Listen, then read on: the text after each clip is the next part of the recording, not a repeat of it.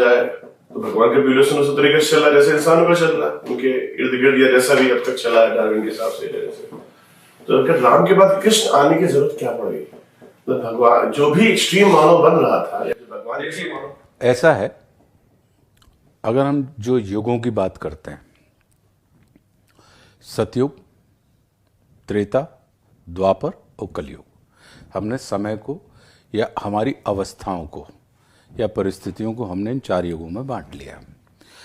सतयुग की अगर हम देखें तो देव दूसरे लोक में रहते थे और दानव दूसरे लोक में रहते थे।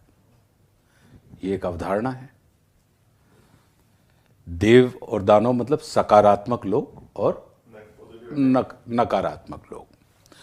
युग बदला, त्रेता आया तो देव और दानव दोनों एक ही लोक में रहने लगे, परमात्मा श्री राम और रावण। युग बदला, द्वापर आया तो देव और दानव एक ही परिवार में रहने लगे, कौरव और। युग बदला, जिस युग में हम और आप हैं, जो सर्वाधिक कहा जाता है कि सबसे कठिन और खतरनाक युग माना जाता है, कलयुग आया तो अब देव और दानव एक ही देह में रहने लगे। तो ये जो बात है कि क्या ऐसा तो नहीं है कि उस समय नकारात्मक वृत्तियां नहीं होती थी या सकारात्मक लोग नहीं होते थे? क्या सतयुग में हिरण्यकश्यप नहीं हुए? तो सतयुग में ध्रुव भी हुआ, अपना प्रहलाद भी हुए। जो हम और आप अक्सर, हमारा ये मानना होता है कि हम जिस युग में हैं उसको हम ये कहते हैं कि भाई डिटोरिएशन हो रहा है, चीजों का क्षरण होता जा रहा है। लेकिन हिरण्यकश्यप, हिरण्याक्ष, सतयुग की बात है ना। लेकिन प्रहलाद भी था। अगर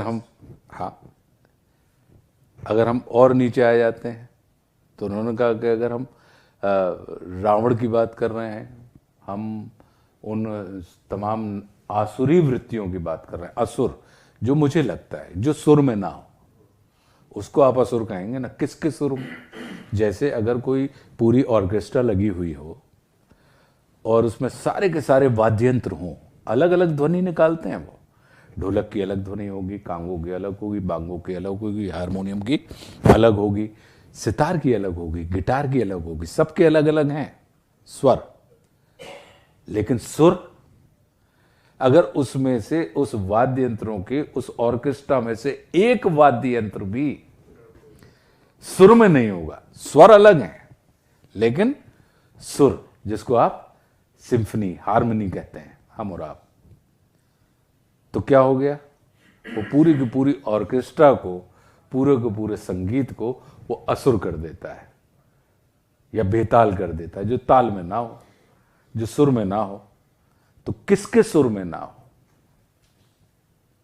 जिन राक्षसों की हम बात कर रहे हैं कि यक्ष संस्कृति और रक्ष संस्कृति की जो हमारे और आपके सामने धारणा आती है कि यक्षों से कहा कि तुमको पूजने का अधिकार है, तुम्हारा दायित्व क्या है? कि तुम्हारा दायित्व है प्रकृति को पूजना, यजन। और रक्ष से कहा कि तुम्हारा दायित्व है प्रकृति की रक्षा करना। अतिक्रमण शुरू हो गए। यक्ष ने कहा कि नहीं साहब, हम तो नीचे की तरफ भी आएंगे। तो रक्ष ने कहा कि नहीं साहब, हम तो ऊपर की तरफ भी जाएंगे। तो जो रक्षा करने का जिनका दायित्व था, रक्षण का था, वो भक्षण की दिशा में प्रवृत्त होने लगे। तो फिर वो रक्ष से आप राक्षस वाली प्रवृत्ति में हम और आप कहीं ना कहीं ट्रांसफॉर्म होने लगे। तो तात्पर्य जो आपने, हम जिस विषय पे चर्चा कर रहे थे कि डिटोरिएशन की हम बात करते हैं या अपग्रेड होने की बात कर रहे हैं कि परमात्मा श्री राम तो अपग्रेड वर्जन, तो अपग्रेड चुनौतियां भी तो है ना हमारे पास, अपग्रेडेड है ना, कि अलग अलग लोक था, फिर एक ही लोक हो गया, अब एक ही परिवार हो गया। तो उन्होंने कहा कि 12 कला में अगर परमात्मा श्री राम आए थे तो 16 कलाओं में पूर्ण अवतार के रूप में परमात्मा श्री कृष्ण आ गए। एक मर्यादा पुरुषोत्तम थे तो एक लीला पुरुषोत्तम थे।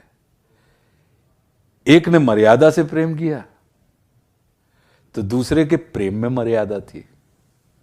अगर हम देखें, एक ने कहा, दोनों के पास घनघोर, जब राम रावण युद्ध हो रहा है तो विभीषण बीच मैदान में, जो अभी तक ट्रस्ट कर रहा था परमात्मा श्री राम के, बीच मैदान में अपने भाई रावण को समर भूमि में देखकर वो घबरा गया कि रावण रथी विरथ रघुवीरा, कि वो रथ पे है, सारी चीजें, तुम पैदल खड़े हो आप प्रभु, और आपके पैर में चप्पलें भी नहीं, आप कैसे इस महाबली आदमी से, आपको इसके ताप का अंदाज नहीं है। तो आपकी कैपेसिटी के ऊपर, हमारी क्षमता के ऊपर उन्होंने प्रश्न चिन्ह लगा दिया। किसने? जो आपका, जहां पे कॉन्फिडेंस देना चाहिए वहां पे आपने क्वेश्चन मार्क लगा दिया। तो राम के तौर पर वो क्या कहते हैं कि विभीषण तू देख, मैं करता हूं, मैं बताता हूं कि कैसे लड़ा जाता है युद्ध, मैं करूंगा, तू देख। द्वापर में जब आ गए, अर्जुन ने बीच मैदान में गांडीव रख दिए कि मैं तो, एक तरफ 11 अक्षुणी सेना, दूसरी तरफ 7 अक्षुणी सेना, निशस्त्र रहने की उन्होंने बात कर दी कि वल्गा हम थामेंगे तुम्हारे रथ की, और जिसकी दम पर, जिसकी भुजाओं की दम पर, जिसके कौशल की दम पर, जिसकी युद्ध कुशलता के ऊपर वो उन लोगों के साथ लड़ने के लिए संघर्ष में उतरे थे, वचनबद्ध थे कि शस्त्र नहीं उठाऊंगा, वही व्यक्ति कहता है कि मैं युद्ध नहीं लड़ूंगा। तो त्रेता में कह रहे हैं, उनके सामने भी कंफ्यूजन हो गया, क्रिएट हो गई सिचुएशन। तो त्रेता में एक से कहा कि तू देख, मैं करता हूं एक युद्ध, तू देख कैसे किया जाता है युद्ध, मैं कर रहा हूं। और द्वापर में कहा कि तू कर, मैं बताता हूं कैसे किया जाता है युद्ध। बात तो जैसे आप कलेक्टर हैं तो आप एक परिस्थिति के हिसाब से आप व्यवस्था को, पॉलिसी को, योजना को बदल देते हैं, लेकिन उद्देश्य आपका क्या होता है? आपका उद्देश्य जनहित है, काम होना चाहिए। लेकिन आपने एक चीज देखी कि नहीं, यहां पे आईपीसी का या टेक्स्ट बुक का या नियमावली का ये सूत्र लागू नहीं होगा, यहां पे तो पेस्ट पीछे से दबाया जाए तो आगे से निकलेगा। तो जिसको आप कहते हैं कि leadership is not a matter of, it is not a position, it's a state. कुछ लोग, अक्सर हम और आप आगे चलने वाले को लीडर मान लेते हैं और पीछे चलने वालों को फॉलोअर, और कुछ लोग आगे रह के ड्राइव करते हैं, पुल करते हैं, और कुछ लोग पीछे से पुश करते हैं।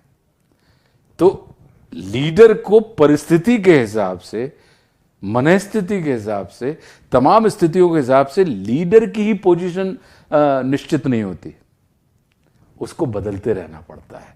और जो बदलते रहने में सक्षम हो उसी को कभी आपको पुल करना पड़ेगा, किसी को कभी आपको पुश करना पड़ेगा।